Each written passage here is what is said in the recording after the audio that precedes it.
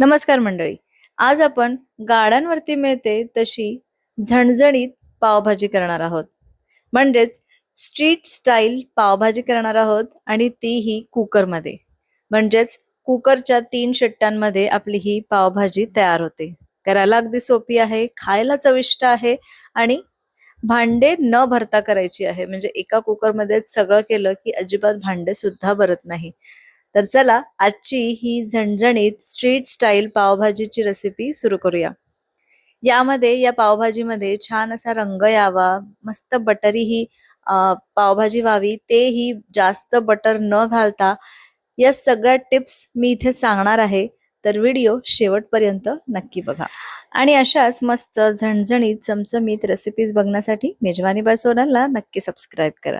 चला तर आजची रेसिपी सुरू करूया. आणि हो, ही रेसिपी तुम्हाला आवडणारच आहे, तर व्हिडिओला आत्ताच लाईक करा. चला रेसिपीला सुरुवात करूया. तर सगळ्यात आधी मी भाज्या कट करून घेतलेल्या आहे. तर सगळ्या भाज्या इथे बारीक बारीक चिरून घ्यायच्या आहे. खूप बारीक करायची गरज नाहीये, पण खूप मोठे ठेवायचे नाही.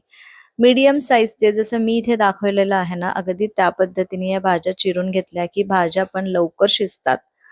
तर मी इथे बटाटा घेतला आहे, तर 2 बटाटे घेतले आणि जेवढा मी बटाटा इथे घेतला ना तेवढाच क्वांटिटीमध्ये फ्लॉवर घेतलेला आहे.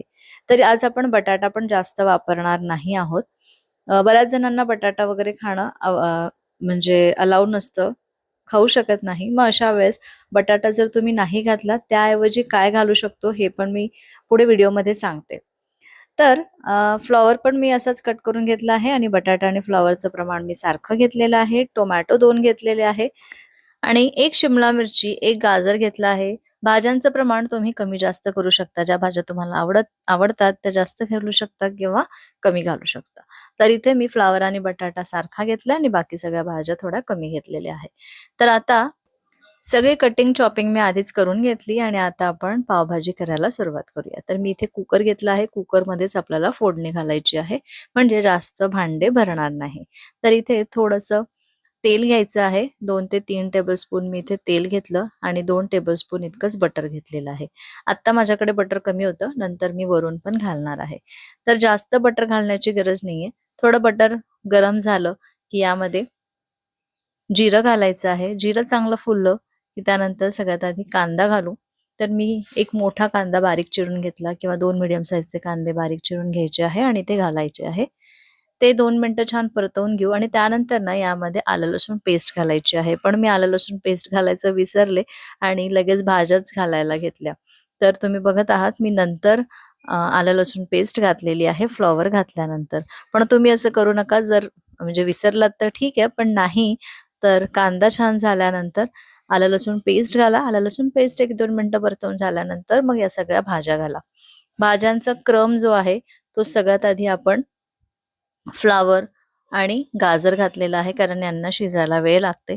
सोबतच तुम्ही बटाटा पण घालू शकता, कारण बटाटा पण सोबतच म्हणजे याला शिजायला वेळ लागतो. आणि त्यानंतर सगळ्यात शेवटी आपण मटार घालायचे आहे, शिमला मिरची आणि टोमॅटो घालायचे. या भाज्या पण मी 1-2 मिनिटं परतवून घेतल्या. त्यानंतर पाव पिठाचा तुकडा घेतला, तो पण किसून घातलेला आहे. किसून घातला की तो छान मिक्स होतो. आणि इथे जो बीट आहे ना, या बीटाचा तेवढा काही रंगच आलेला नाही. हा बीट तुम्ही बघू शकता असा आतून थोडा पांढरा असा होता. त्याच्यामुळे या बीटाचा रंग नाही आला आपल्या पावभाजीला. नाहीतर कधी-कधी छान बीटाचा रंग असतो ना लाल, तर मग पावभाजी पण छान अशी लाल भडक दिसते. तर ही काळजी घ्यायची आहे. आता जे बीट असेल ते तुम्ही इथे वापरू शकता.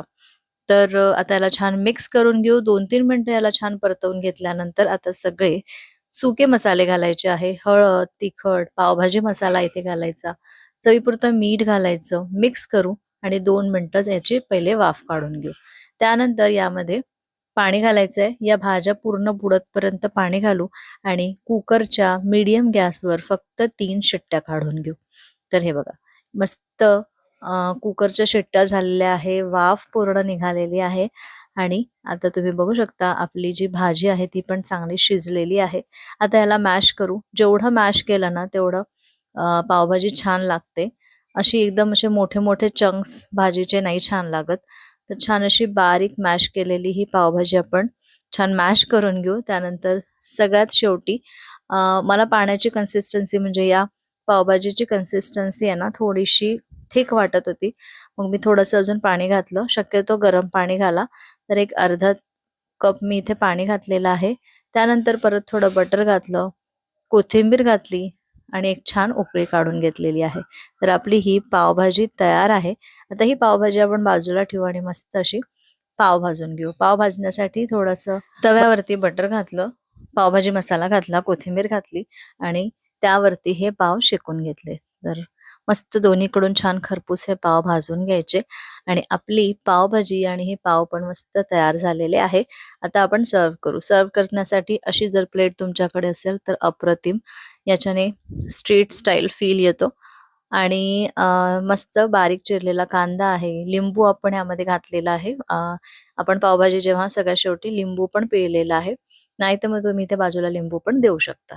त्यानंतर मस्त हे भाजलेले पाव आणि ही मस्त अशी बटरयुक्त लाल अशी भाजी. आता पिठाचा रंग आला नाही म्हणून पावभाजी खूप लाल नाही झाली, पण अप्रतिम झाली होती. मी माझ्या शेजाऱ्यांना ही पावभाजी दिली आणि त्यांना पण अतिशय आवडली. वरून थोडं बटर घातलं, कोथिंबीर घातली आणि आपली पावभाजी खाण्यासाठी तयार आहे. तर आजच्या पावभाजीसाठी खास टिप्स. इथे ज्या भाज्या आहेत त्या थोड्याशा बारीक किंवा अगदी मीडियम साईजच्या कट करून घ्यायच्या, म्हणजे भाजी लवकर शिजते आणि कुकरच्या 3 शिट्ट्यांमध्ये ही भाजी होते. एखाद शिट्टी तुम्ही कमी जास्त करू शकता. तुमचा कुकर कसा आहे, किती शिट्ट्या करावं लागतं त्याप्रमाणे तुम्ही इथे करून घ्या.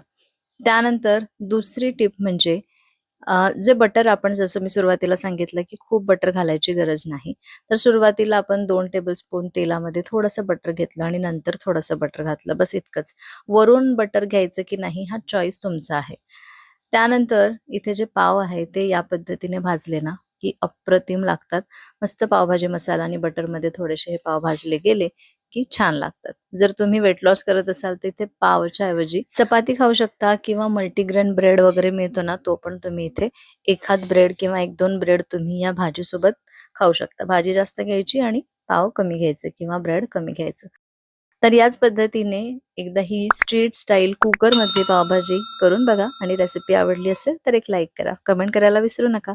चला तर पुन्हा भेटते अशाच एका मस्त रेसिपी सोबत उद्या दुपारी 2 वाजता. तोपर्यंत बाय बाय.